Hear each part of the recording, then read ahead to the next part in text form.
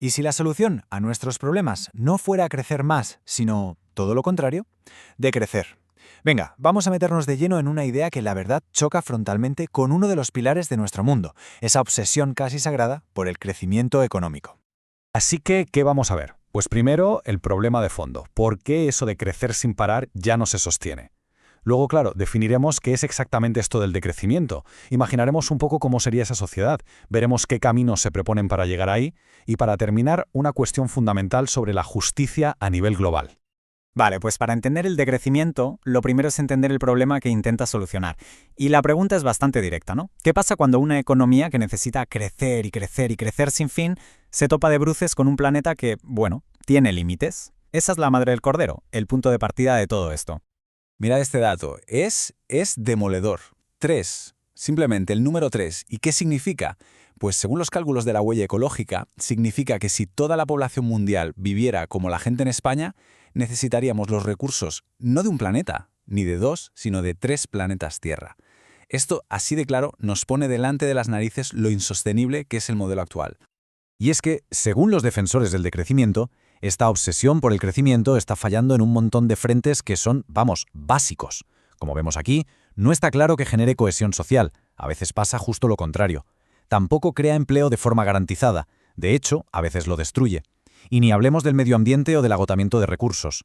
Al final, se critica un sistema que nos mete en una especie de vida de esclavos modernos, agotando el planeta, ¿y todo para qué? Para que suba un numerito, el Producto Interior Bruto. Muy bien. Visto el problema, vamos a la propuesta de solución. ¿Qué es entonces exactamente el decrecimiento? Vamos a definirlo bien. Y ojo, que casi tan importante como saber lo que es saber lo que no es, porque hay muchos malentendidos por ahí.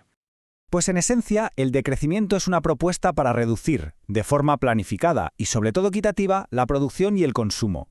La idea clave es bajar el metabolismo de la sociedad. ¿Qué es eso? Pues su gasto de energía y de materiales. Y el objetivo es cambiar el foco, que lo importante sea el bienestar de la gente y la justicia, no simplemente acumular más y más cosas. Y aquí viene una distinción que es crucial, importantísima. Decrecimiento no es lo mismo que recesión. Una recesión es un caos. Es un fallo del sistema actual, un sistema que es adicto a crecer y que cuando no lo hace, colapsa. El decrecimiento, en cambio, sería todo lo contrario, una transición elegida, democrática y ordenada hacia un sistema completamente distinto. Y que nadie se confunda, ¿eh? Como dice esta cita, no se trate de austeridad forzosa ni por supuesto de volver a la edad de piedra. La filosofía detrás de esto es otra cosa. Es vivir el presente de otra manera. Es demostrar que se puede vivir mejor con menos. En el fondo, es hacernos una pregunta muy seria. ¿Qué entendemos por prosperidad? Se trata de redefinir esa palabra, que no significa acumular, sino tener una mejor calidad de vida.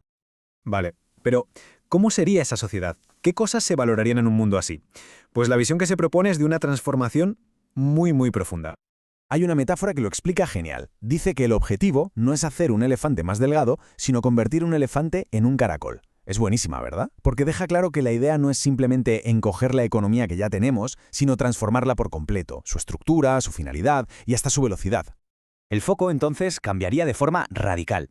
En lugar de centrarnos solo en producir y consumir, empezaríamos a valorar otras cosas. Pensemos en una sociedad donde se reparte el trabajo para que todo el mundo tenga más tiempo libre, un ocio más creativo. Una sociedad que pone en el centro los cuidados, la vida social, la restauración de nuestros entornos locales. En definitiva, y para que nos entendamos, una sociedad que busca trabajar menos para poder vivir más y mejor. Sé que todo esto puede sonar un poco a utopía, ¿verdad? Pero el decrecimiento no es solo una idea abstracta. Es un movimiento social, un movimiento intelectual que está muy vivo, que tiene su propia historia y, lo que es más importante, propuestas políticas bien concretas. Y no es algo nuevo, ¿eh? La idea lleva más de 50 años cocinándose. Empezó en los años 70, con algunos pensadores que ya veían la conexión entre economía y los límites del planeta. Luego, a principios de los 2000, saltó a la calle en Francia, con activistas que luchaban por ciudades con menos coches o menos publicidad. Y de ahí, pues se ha ido expandiendo por todo el mundo, con congresos internacionales en ciudades como París o Barcelona, conectando a un montón de gente.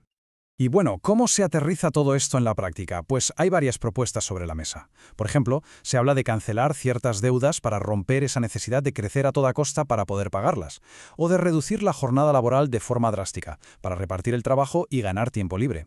También se propone blindar los servicios públicos universales, sanidad, educación, para que dejen de ser un negocio. y en general potenciar la gestión colectiva de los bienes comunes, como la tierra, el agua o el conocimiento. Ahora, llegamos a una de las críticas más habituales. Vale, pero esto del decrecimiento es un lujo que solo se pueden permitir los países ricos. Sin embargo, quienes defienden esta idea argumentan justo lo contrario, que es por encima de todo un proyecto de justicia global. La lógica es la siguiente. El decrecimiento, para ser justo, tiene que empezar en el norte global, es decir, en los países enriquecidos. ¿Por qué?